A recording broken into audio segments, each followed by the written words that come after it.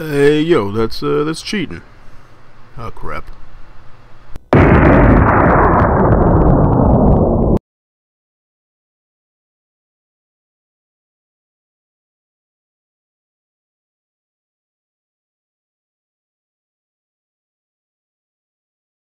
What's up, guys? Tenacious Rick here, and I'm back with another action figure review. This time I'm going to be reviewing the Diamond Select Gunner figure from the Expendables 2 line. This figure pretty much has the same body mold as the Barney Ross figure that I reviewed previously, except for pretty much the coat and the belt and the knee pads. But the legs and arms are all pretty much the same. So what I want to do first is just get into some of the detail of the figure, so let's start off doing that. Okay, so first off we're going to start off with a head sculpt of the figure, which doesn't 100% resemble Dolph Lundgren, just like the Barney Ross didn't 100% resemble Sylvester Stallone, but it's still a very close match, and the sculpting is actually pretty decent on there. There is no problems with the paint application in the eyes. You can see the blue in there, and the sunken eyes. The hair looks pretty good. Nice sculpt in there. A little bit of dry brushing in the hair to get that look to it. It's good shading all around going on in the face, good details. You see the scars on his face, on his cheek there. I believe there is another scar on this side of his face. No, just that one there, I guess. Yeah, it's mostly just this side of the face. Come down, you see his little scarf there, or whatever that thing is. He's got the vest. All the pockets in the vest, you can see the stitching going on in there.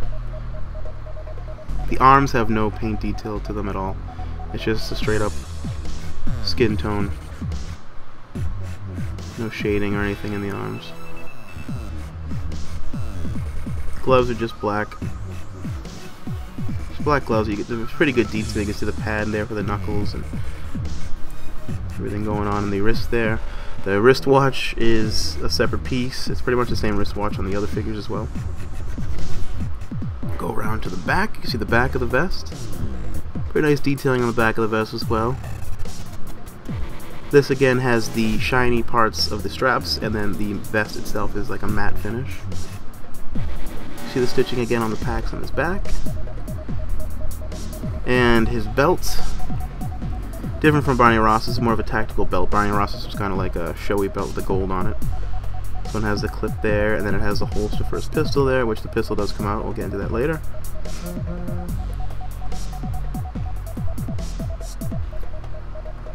This side has the holster for the sword, which also comes out, but once again we will get into that later. He's got the knee pads there.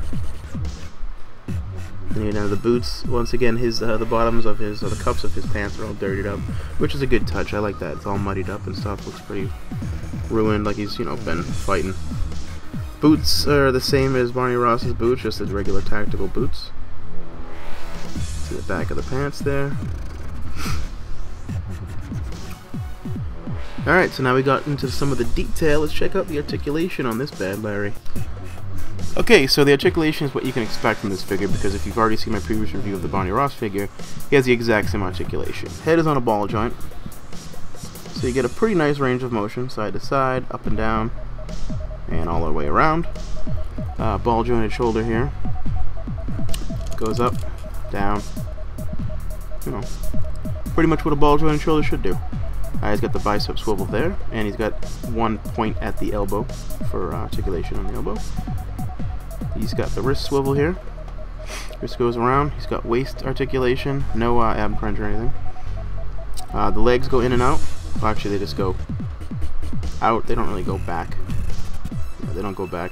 One point at the knee, and you gotta watch out for the knee pads here, because they can get stuck in the hinge, and you could either rip them or whatever. So it does kind of hinder the articulation there a little bit, unless you move it out of the way. You can see on mine, see, once you do that, it kind of gets stuck right there, so be careful with that. And the ankles don't move at all. There's no ankle articulation, which is probably the biggest flaw on these figures, is the no ankle articulation. It would be nice to see some double jointed elbows, double jointed knees to get some better poses, but it's still, like I said before, pretty decent. You can get him into some pretty okay poses if you really want to. Alright, let's take a look at his weapons here. Put him aside. And we'll first start off with this gun, which is pretty badass looking. And don't ask me what it is, I don't know the name of it right now. I'm sure someone watching this probably does, so put in the comments if you know. It is cool, it's nicely detailed, there's no paint detail on it. But the detail, the sculpt on it is pretty nice. It's made out of a soft plastic, so just be careful with this part down here because it came bent, and if you move it too much it could break off, so just be careful with that. And he also comes with a pistol, the same pistol that the Barney Ross figure comes with. Still, again, nicely detailed, but no paint application. So, and then you got the knife here. He's not gonna want to stand up anymore, is he? Alright, so you got the knife here. Maybe if I put him down, it'll focus on the knife. Yeah, there we go. The knife actually has the paint detail on the blade. It's obviously painted silver. But again, pretty decent sculpt. This is also made of the rubbery plastic, so just be careful, you don't want to break that. Alright guys, well that pretty much wraps it up for this figure. Despite the lack of articulation in the elbows, he still does hold on to the weapon pretty well, as you can see here. He has the same problem with the gun, the pistol, it kind of falls out, and you have the same problem with the knife, the hands don't grasp it good enough. But all in all, I still think this is a pretty decent figure.